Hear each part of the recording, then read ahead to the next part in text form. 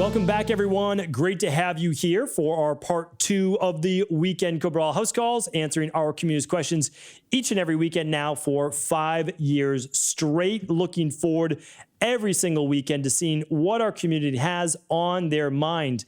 And this weekend, of course, is like most, where we have a variety of topics. We're looking yesterday at skin-based issues. We're looking at dandruff. We're trying to find the difference between bone broth and collagen. What else were we talking about? I know we were talking about female hormones in there. We were talking about yeast infections, all different topics. Anything goes on these weekend shows. Hopefully you've been tuning in for the past couple years on our weekend Cabral House Calls. If you are new, essentially these questions come in. I'm able to get to them in the order they come in.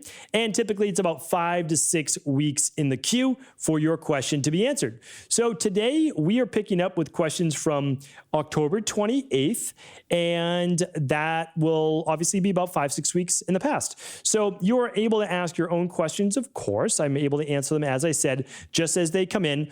If it's customer service wise, you always want to email support@equa.life, and that's the best place for customer service for products, protocols, and labs. If it is for IHP, you can email support@integrativehealthpractitioner.org.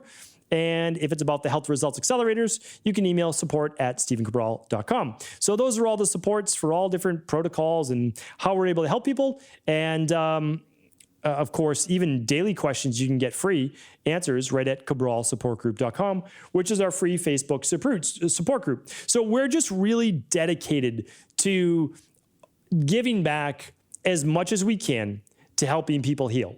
Because most people on my team, themselves or their children or someone in their family, has gone through some real health issues, and we're trying to get the information out to people the best we can. So if you're able to help us, meaning just share the show, it's completely free, share the Rain Barrel Effect, review the Rain Barrel Effect on Amazon if you've read it, review the podcast. Those things help us out tremendously. So if you wouldn't mind taking just literally 30 seconds right now to review those, even while listening to the show, for the Rain Barrel Effect or podcast, that would be fantastic. All right. Thank you. And now let's dive into the questions. The first question today is from Noah. Noah is asking, "Hey doc, love all your videos. Super grateful to learn from a great doctor. My question is, for maybe 10 to 12 years, I've had rough red pimples, you could say on my arms, chest, back, and legs. I think it's called follicular hyperkeratosis. What can I do for that? No doctor, even my functional medicine doctor, doesn't know how to treat it, effectively get rid of it. I currently don't eat wheat, dairy, eggs, soy, and fish except salmon. I do deal with a lot of food allergies and allergies in general. Thanks." All right, Noah, great question. I just want to make sure that you differentiate on your own if it's folliculitis or if it is follicular hyperkeratosis. They're two different things. And I've done a podcast on folliculitis before, and you can obviously just do a simple Google Images search. Follicular hyperkeratosis looks very different than folliculitis. Folliculitis looks like raised pimples that typically come to a little head, and follicular hyperkeratosis is more of like the best way to describe this is a rash that starts to get calloused. Like, that's really the best way, because oftentimes, so folliculitis, some people call it folliculitis. It is typically an imbalance in the gut, intestinal permeability, and an imbalance of pH on the skin. It can be both. It really can. So I'm often recommending on the skin a little bit of apple cider vinegar and let that dry, and then some coconut oil. That's nice and antibacterial. So that's a great thing to be able to use. And then we're doing the CBO protocol and the CBO finisher. If you really want to figure out what's going on, you want to run the 3 gut tests. You really do. You want to run that Candida metabolic and vitamins test. That's the urine test. You want to run the stool test, which is the bacteria and parasite stool test. And you want to run the IgG food sensitivity test. All those are available as a bundle at equa.life. That's EQUI.LIFE. Okay, so that's how you figure out what it is, because it's oftentimes gut-based. And then if it's follicular hyperkeratosis, it can also be abrasions on the body. I don't know, like, if you're doing a sport or mixed martial arts or wrestling or anything that's contact with you, with a mat, some people are going to be a little bit more prone to it. It's literally the body's like the body's inflamed in that area and it's building up thicker skin, like calluses. That's really what it is. It can have many different etiologies or pathophysiologies of how it's created. But I would look at the gut, I would look at abrasions, and then overall inflammation. You're someone with allergies and food allergies, so there's most likely a gut issue. And that's why I'm recommending those 3 gut tests. So hopefully that was helpful, Noah. Gail's up next. Hi, for years I've been waking up at night many times, between 3 on good days and 5 or 6 on bad to go to the bathroom. I used to wake up many times during the night that I needed to pee, but most of the time my bladder was far from being full. I started to take a medication for an overactive bladder a few weeks ago, and since then I still wake up many times during the night. But now my bladder is always full, which means I really need to pee 3 to 5 times per night. I've tried to limit any fluid intake after 5 p.m., but it did not change anything. I take a sleep supplementation as well as magnesium. I meditate, I do yoga, and I'm otherwise healthy and fit. Do you have any clue what could help me? I haven't had a straight night of sleep for years now. And of course, when I wake up at 4 or 5 a.m., it's getting harder and harder to get back to sleep. Thank you so much in advance for any help you could provide, Gail. Gail, I'm happy to help with this. And actually, what I'd like you to do is head on over to stephencabral.com/podcast, because I've answered this question actually multiple times. Let's see here. Show on folliculitis for our friend Noah is episode 540. And then let's type in nocturia. And that is basically nighttime urination. And this is actually an imbalance in the body. And the reason that it is that your body actually produces an antidiuretic hormone when you're in your deep and REM sleep, and you're asleep, so that your body's not supposed to wake up. So I'm pretty sure, well, I'm not pretty sure, I know for sure we have a show on nocturia. And let's just type in then nighttime urination. And then we'll go from there, because there are so many reasons, and I've done many, many shows on it that I want to find it for you. Okay. So we have the nighttime urination on episode 428, frequent urination, 505. We have 512 with overactive bladder. We have 576. We have 982. We have 1541. And we have 1542. A very popular topic, nighttime urination, right there in 1542 as well. And so I recommend checking out those shows, because it can be intestinal permeability issues. It could be fructose malabsorption. It could be viruses.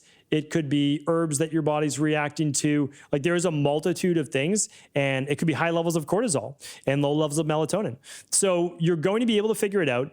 In the best case scenario, you would run the big 5 labs to look at everything, but you'll be able to really pinpoint it through all of those different shows as well. So just go to stephencabral.com/podcast. You can just type in urination like I did. All those shows will pop up. All right. And there's a different answer for them.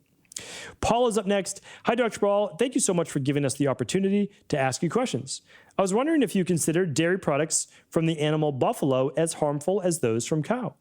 I know that even if someone doesn't show a sensitivity to cow's milk on an IgG food sensitivity test, you still don't recommend it for many other reasons. Does this apply to buffalo mozzarella as well, for an example? Okay, it's a great question, and I want to specify that. The number one food sensitivity, and I've been doing this for a long time, looking at thousands and thousands of lab tests just for food sensitivities alone, is cow's milk. Okay, number one, hands down. It causes eczema in many people, not everyone, but of course, many of these people, like we've talked about on the podcast, have issues with dairy. Okay, so there's the food sensitivity part, but most cows in the United States, at least, are pumped full of estrogen, recombinant bovine growth hormone, and antibiotics. These cows are also fed foods that would ordinarily kill them, because their bodies are meant to consume green things, grass, green. They're meant to be out there in the pasture. So when they're fed items such as corn and soy, and believe it or not, even Skittles, they mix it with antibiotics. And about 50% of all the pharmaceuticals in the United States go to cattle, believe it or not. And that's because we are killing our cows. They're so sick. It's disgusting. They're sick. And the milk that comes from them is sick. And the meat that comes from them is sick, right? I mean, there are literally butchers that you can see right on YouTube and other showing them cutting cancerous tumors out of the meat. It's really gross. And then besides the fact we homogenize the milk in the US and it's nothing like regular milk. So if you say to me, what about some sheep or some goat? I would say, well, if it's raw, it'd be even better. What about yak? And what about camel? Sure, there's anti-inflammatory properties to those. There's specific immunoglobulins that have been studied. What about buffalo and buffalo mozzarella? They're much healthier choices. So yes, I don't have as huge of an issue with those. I really don't. I honestly don't. Do I think that you should overdo dairy as an adult especially? I don't. Dairy is a big factor when it comes to mTOR and potentially issues with cancer, but it's really the larger cows and the proteins from those that's more of an issue than the sheep and the goat and more of the exotic ones like yak and camel that people are talking about as well. Little buffalo mozzarella, I don't really have an issue with that at all, okay? Because buffaloes are naturally grass-fed. They're not pumping them full of hormones, at least not yet. All right, where are we? We are good on time. Excellent. Anonymous is up next. What would cause a decrease in HDL? Last year, my HDL was a 48. I was hoping to increase it this year and started taking your omega supplements in February. Eat pretty healthy, but have room for improvement. Fish once a week, flax, chia, olive oil, and nuts. Had my cholesterol tested recently, and my HDL is now a 38. It's gone in the opposite direction. My HDL-LDL ratio is good. I'm just curious why my HDL would decrease and suggestions as how to increase it. Yeah, it's a great question. I always say I can't provide medical advice. There's no treatment protocols, none of those things that would go against FDA standards. But here's what I can share with you. Let's say that your cholesterol was formerly 200 and it went down now to 165, okay? And let's say your LDL went down 30 points and your cholesterol and your HDL went down 10 points. Okay, so it's kind of like everything lowered. So I don't have the full picture here. Like, did every one of your cholesterol markers lower, including your total cholesterol? Because if so, well, it just kind of all followed suit. You're not producing as much cholesterol, high-density lipoproteins, or low-density lipoproteins. So that's one. You want your total cholesterol to your HDL to be a 3-to-1 ratio. So let's say ideally you want your HDL, by the way, above a 59. So let's say your total cholesterol was a 180 and your HDL was a 60. Okay, now you're at that borderline, which is great. You are a 3-to-1 ratio. So that's great in terms of like overall heart disease risk factors. What else could have happened though? Well, the big factors like olive oil can certainly help. There's no doubt about it. But let's say that you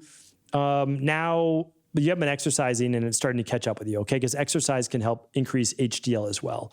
If your LDL dropped, I mean, that's the thing too. If your LDL dropped substantially, then you may not need to produce as much HDL because your HDL really acts like an antioxidant. I mean, it really does. It's trying to shuttle more of the oxidative cholesterol out of your arteries to a better degree. So I can't, a lot of people would recommend alcohol to raise that HDL because a couple glasses of, let's say, bourbon or red wine has been shown to increase that. But there's just so many other side effects that goes along with it. So I can't recommend that. I do recommend making sure, I don't know what you're using besides the fish oil. I recommend getting all of your vitamins and minerals. So I do recommend the Daily Foundational Protocol Level 2 or Level 3. Again, this is not treatment protocols. And I would recommend, yes, you're getting the fish oil. Make sure you're using the 2 capsules of the omega-3 support. Make sure you're getting a couple tablespoons of olive oil a day. The fish well, certainly we could get that up a couple more times a week, but really those nuts and seeds are great as well. So let's also make sure, because remember, this is a snapshot in time. Let's make sure that this is not just an aberration with you doing like a longer fast. I don't have enough data. I apologize. I'm trying to go around in circles to help you as best I can, but I just don't have all of your data in front of me. I have no idea what your CRP is. I have no idea what any of your other numbers are, but at least I hope that was a good place to get started. Okay, Judy's up next. I was told I have sluggish bile causing poor breakdown of fats. What are some things I can do to support my gallbladder?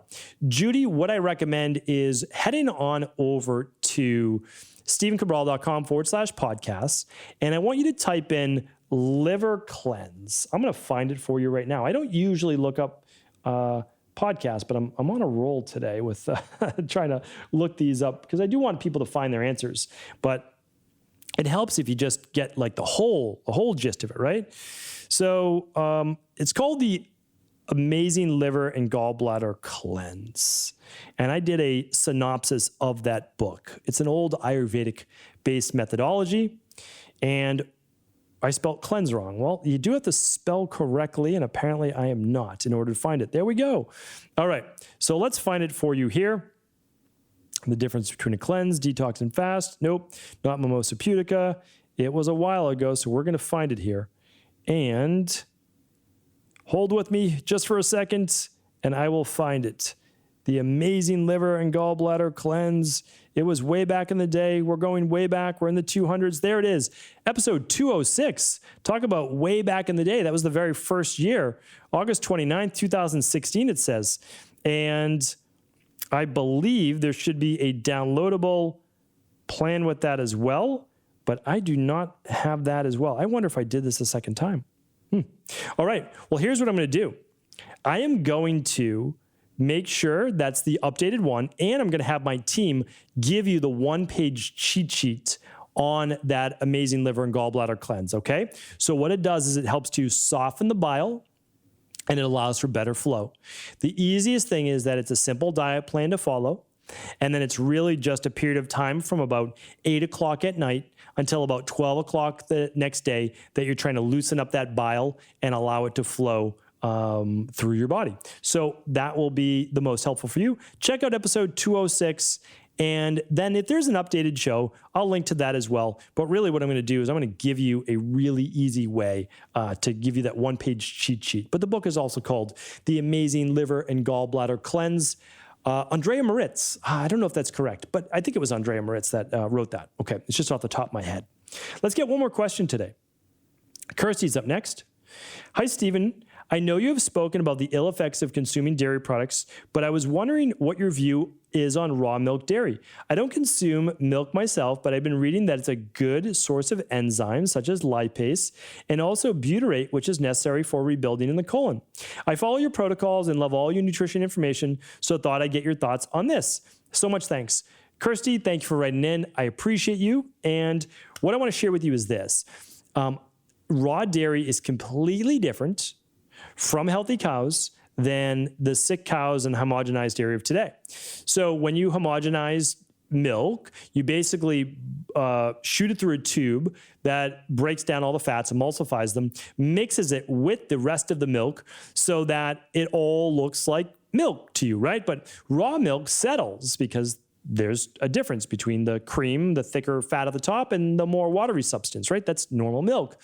Raw milk contains the enzymes that would actually break down the milk. And I did a show last week on why enzymes are so important. So you wrote down that it contains lipase. It does contain lipase, but it contains lactase, and lactase breaks down the lactose, which is the milk sugar, so people don't typically get the same level of gas and bloating and those types of things.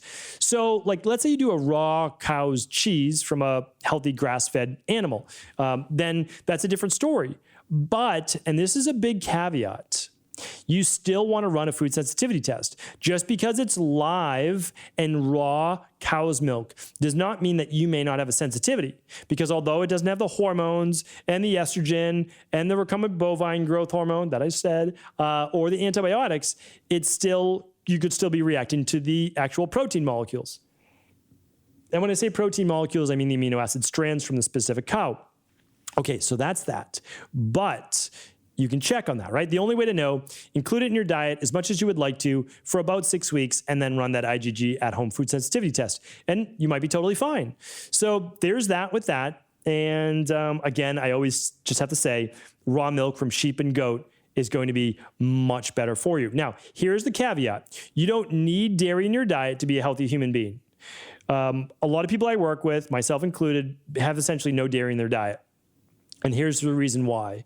You talked about cell rebuilding. You talked about enzymes. You can get those from any living food. You can take nutritional supplement enzymes like the daily digestive enzyme that I use.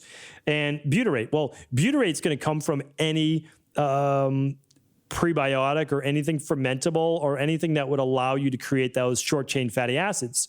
So acetate is the largest form of short-chain fatty acids, and butyrate's up there as well.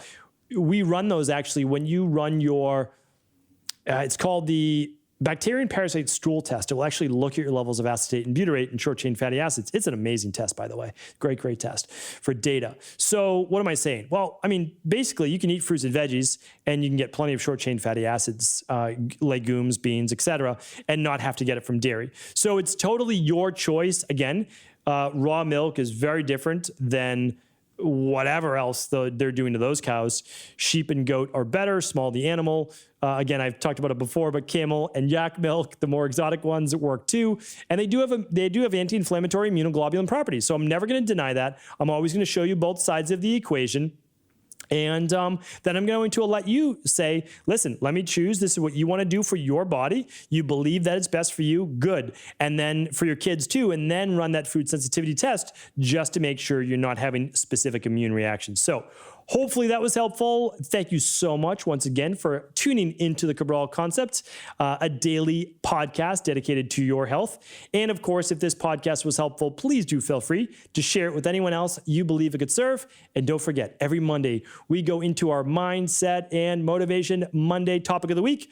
Tune in tomorrow where I talk about more on inspiration, goal setting, achieving our best life. Take care, everyone.